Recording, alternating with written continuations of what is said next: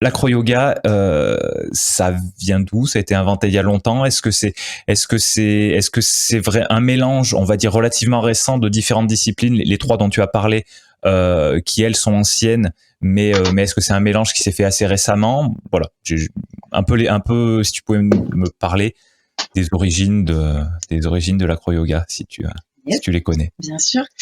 Alors, c'est un petit peu complexe dans le sens où on a des vidéos datant des années 40, de 1938 exactement, où on voit dans un ashram un professeur de yoga qui initie un enfant en faisant de l'acro-yoga, donc en faisant un porté pour en fait introduire le yoga de manière ludique aux enfants. Donc on va dire que c'était un petit peu l'origine de l'acro-yoga.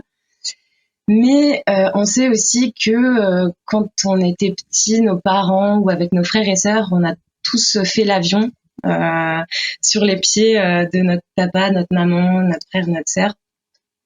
Donc pour moi, le fait de se porter et d'essayer de jouer là-dedans, ça n'a pas vraiment une origine, mais ça a un peu arrivé de partout. Après, on va dire que dans les années 80, il y a le contact yoga qui apparaît. Donc c'est un yoga qui se fait à deux. Et donc on sort un peu du yoga traditionnel qu'on faisait tout seul pour aller vers quelque chose dans le contact, dans le toucher, et on fait des étirements à deux.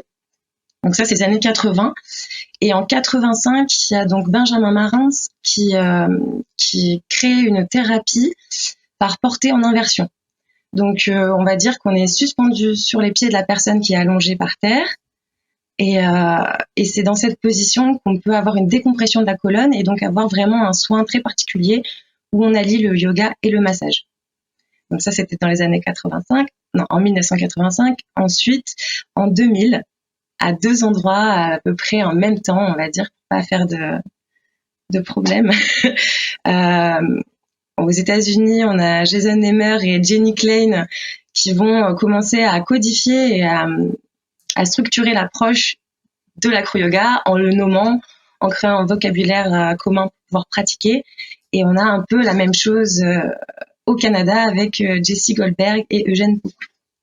Donc voilà, c'est plutôt dans les années 2000 qu'on a commencé à vraiment mettre un terme, à voilà, créer ce vocabulaire pour pouvoir pratiquer ensemble et à structurer tout ça. Donc c'est quand même récent et à la fois très ancien.